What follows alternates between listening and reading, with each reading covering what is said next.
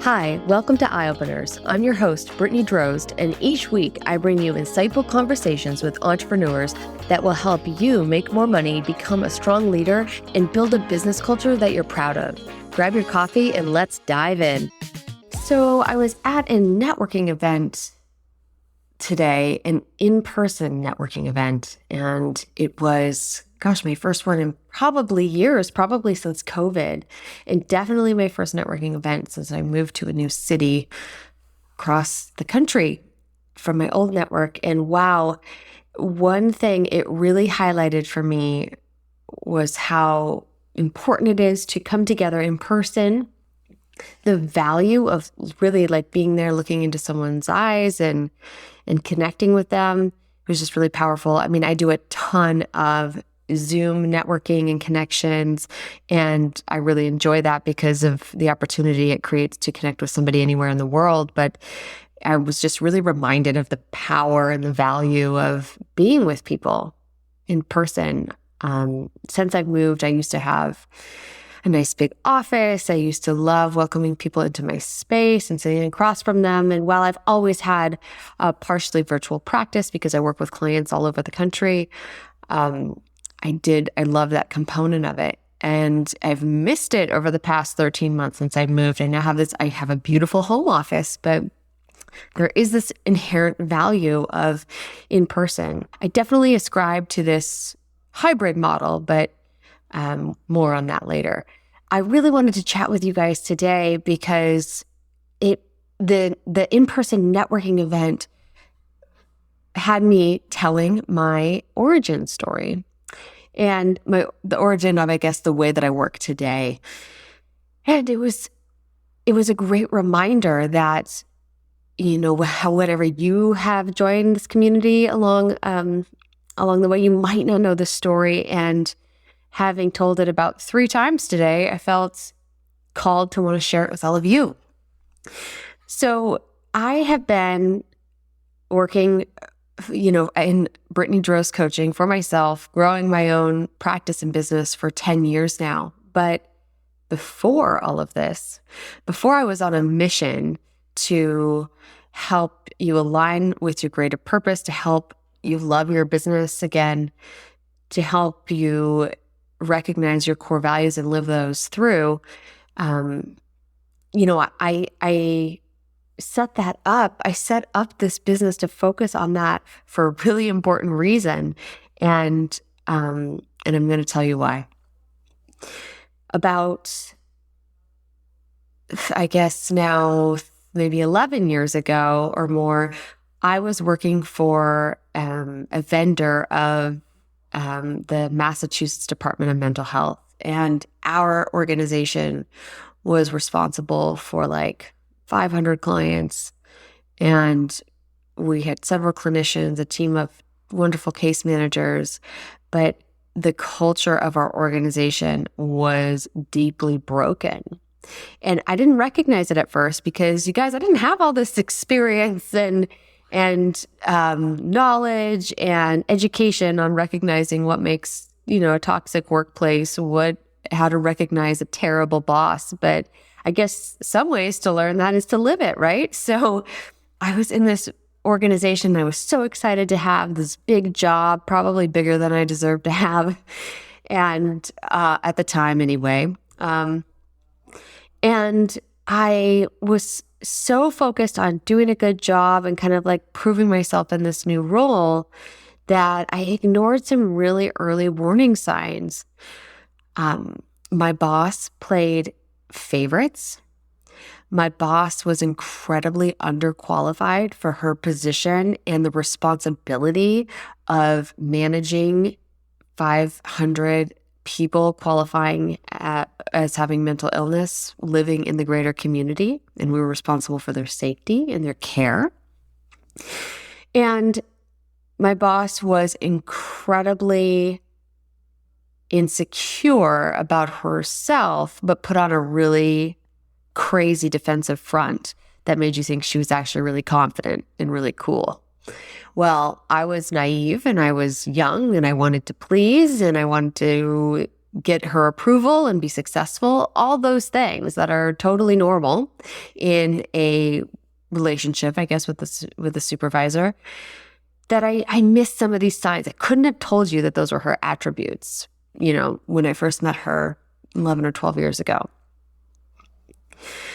But as I spent more time in the organization, as I saw, or as I heard about actually tons of turnover in the organization, I started to pick up on things. I started to recognize when her stories about how things are happening or why they're happening or what's happening totally didn't match the stories of my other colleagues who were on the ground working with these individuals. And that started to raise some red flags. And then I saw how much the care team really loved and took care of the clients, and they were there for them, and they worked hard, and they were kept being asked to do more with less resources, and they just still kept showing up. And I noticed how terrible the treatment was for a lot of these case managers who were actually doing really hard work, and they were just not recognized, and things were incredibly punitive, and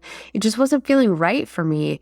And it got so bad as I started to recognize that things were not good, things were not fair, this was not in the best interest of staff or for the clients we're caring for. There was favorites in the clients we were serving. Just all of these things did not align with what I was taught in how to be a clinician and how to run a community program. And so I started to pick my head up out of the sand and start asking questions. Well, if you've ever been in one of these work environments, you know that asking questions is not well received.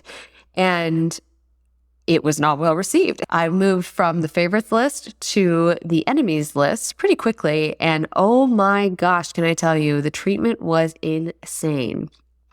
This woman had all of my records audited that I was responsible for, like not even my own, like someone I was managing their charts, and when there was a problem, all of a sudden I was being blamed for it.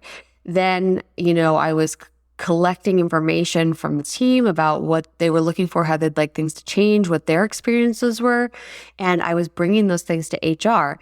And then I got a message that I was being insubordinate by doing those things. Come you believe it? I was in shock myself that the very thing that I thought would make this better, that could help us come to an understanding, have a productive conversation, make some healthy, positive changes, was actually pushing me out of the organization. We had a huge intervention with myself and some other staff members who wanted to see those changes like I did. And it was so abundantly clear that this woman would stop at nothing to get me out of there and exert her power because I was so threatening to her. And it showed me how this HR system was failing people. They had all the correct mechanisms set up, and yet I could not believe how unheard I felt, how much they sided with this woman because of the years she had been at the organization, and how they just wanted the problem to go away. Like they just didn't want to hear about it anymore. This was so disheartening. I felt so defeated. I chose to let them fire me instead of taking the resignation because I wanted everybody in the organization to know what happened. I did not want them to think I left on my own terms so that they could see what this woman was really made of and what she was about. And it was then that I decided to go out and start my own practice and my own business. And I was already preparing for this in the background. I wasn't quite ready yet. And my gosh, did I have a ton of imposter syndrome when I had just gotten fired from a job, and yet I was about to start my own business in the same similar type industry. So, that was a lot to work through.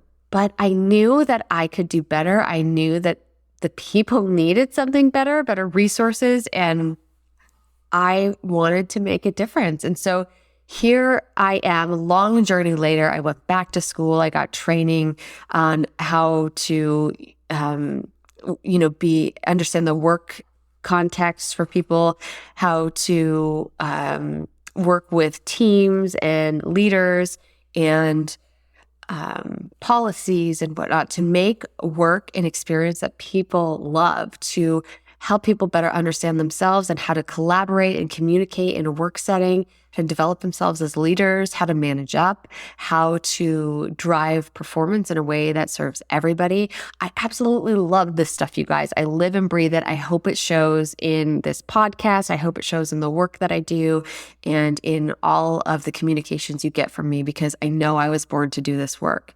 And I just think it's so ironic and wonderful that over 10 years later, after being pushed out of a toxic organization with a terrible leader and feeling so lost and confused, I now get to do the work that stops this from happening to others. I now get to help leaders make sure that they are never stuck in this mental pattern where they feel like they don't have a better option than to treat their employees and their team this way, where they're not stressed anymore and they're able to actually invest in their team and see things more clearly and align their values with what is actually happening in the organization.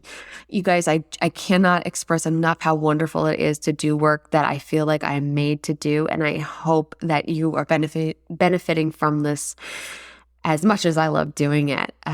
But if you are experiencing any of these things, like a terrible boss, a toxic work culture, or gosh, if you are the boss and you know you don't want to be this punitive or this stressed or yelling at people, and you know it can be better, please reach out. I love hearing your stories. I love hearing, that you're thinking about this stuff and that you want to do better, because that's an option for us. And so to all of you who have been let go or forced to resign or made to feel crappy because the boss you weren't their favorite, there is hope. There can be change, and there totally can be better. So thank you guys so much for listening to this story. I hope it helps you better connect with me and understand why this work is so important to me. And thanks for being an audience member of Eye Openers. Thanks for joining us this week on Eye Openers. Make sure to visit BrittanyDrozd.com/podcast for this week's show notes. And if you found value in today's episode, I would so appreciate you giving us a rating on Apple Podcasts or share it with a friend. Also, don't forget to subscribe on Apple Podcasts, Spotify, Stitcher, or wherever you get your podcasts. This all helps to support the show.